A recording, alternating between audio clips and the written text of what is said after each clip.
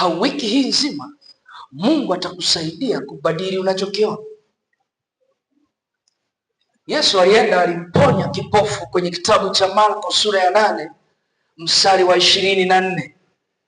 Injili kama ilivyoandikwa na mtakatifu Marko sura ya 8 mstari wa 24. Maneno ya Mungu yanasema hivi. Mwenye Biblia unaweza kusoma, lakini mimi nakusomea kwa sababu bado sijaanza. Si unanielewa? Angalia. Aliponywa yule kipofu. Alipoponywa, Yesu alimuuliza, unaona nini? Akasema, naona watu kama miti, si ndio? Bwana Yesu asifiwe. Kwa hiyo pale angemruhusu atembee kwa hali ile aliyonayo. Akikukuta wewe dada, anaona nili mti, mparachichi. Si unanielewa nachosema? Amina. Kwa hiyo inawezekana akiona kiti hiki, wewe unaona kiti kina rangi gani? Naam, kijani. Kuna mtu hapa anaona hiki ni chekundu. Ukiona unaona chekundu, maana yake unajua tukubadilishie mtizamo ulio nao, unaona. Haleluya.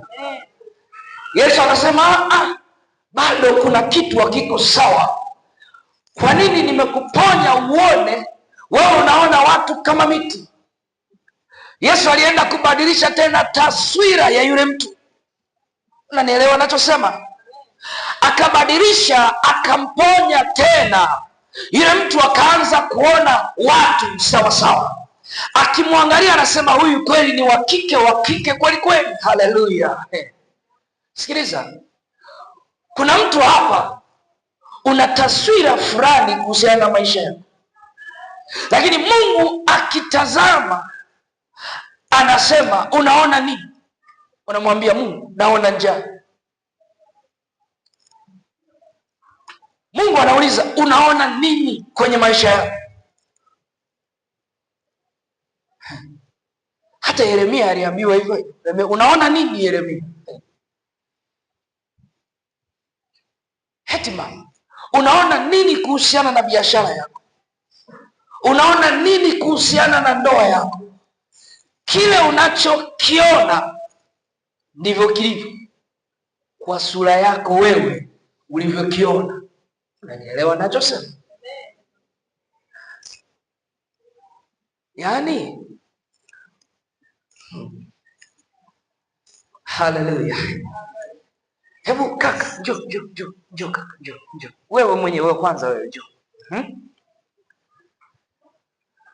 Unaitwa nani? Ashim. Ashim. Jamani, hapa mbele mnamuona nani?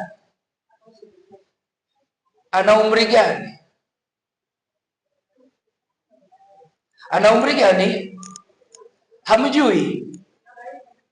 Naam, miaka 10. Unavyomuona unaona ni kama ana miaka 10, si ndio? Asante sana Sheikh.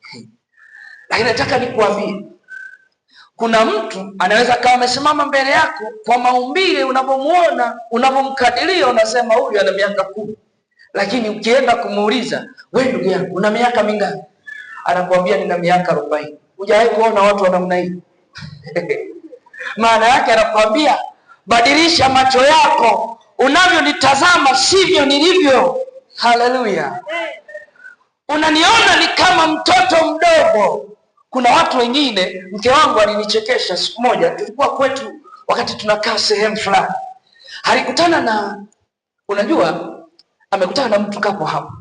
Kanatembea ni kama mimi ndo nasema kama, ila kwa mke wangu hakuwa mama. Alikuwa mfupi, mwembamba, kimo kama hiki, anatembea. Unajua, unakutana na mtu kama huyu, alafu wewe ni mrefu namna hii, anakuambia ujambo.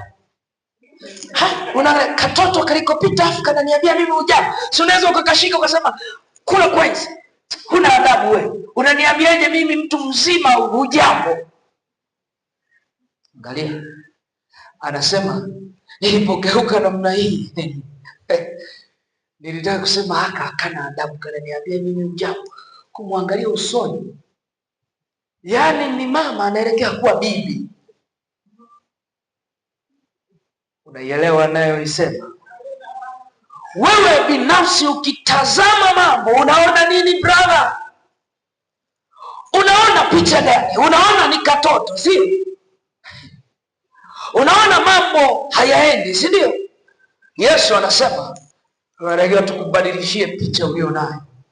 Kwa nini? Kwa sababu unaona mambo kama miti. Ukitazama maisha yako unaona nini?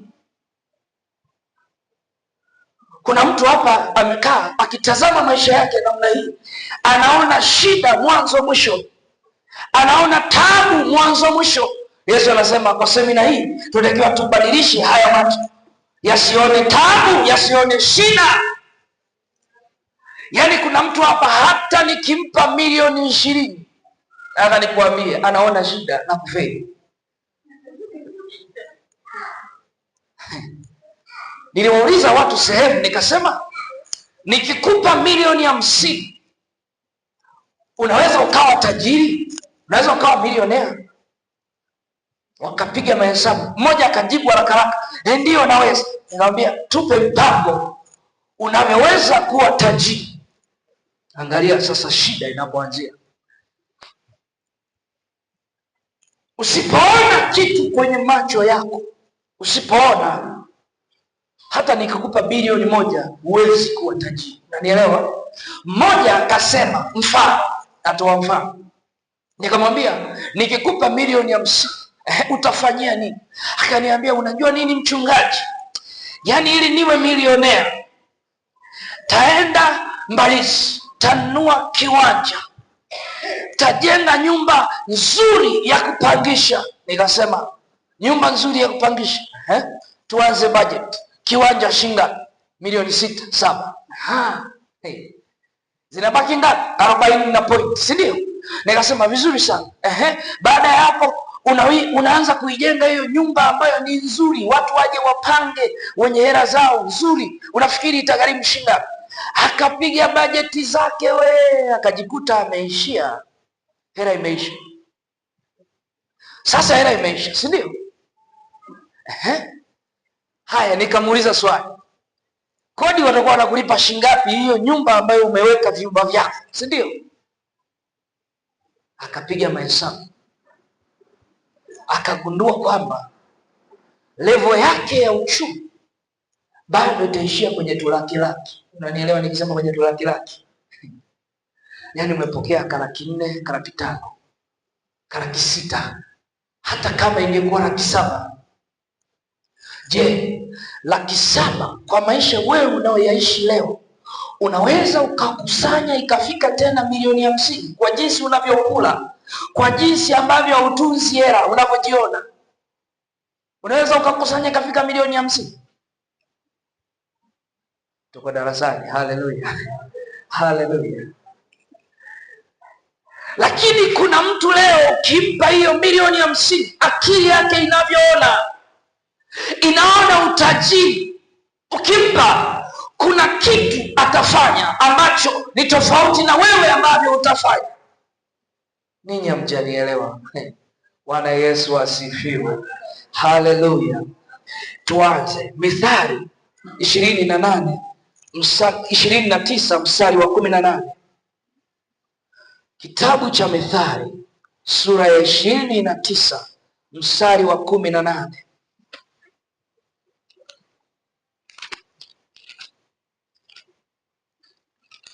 Maneno ya Mungu yanasema hivi.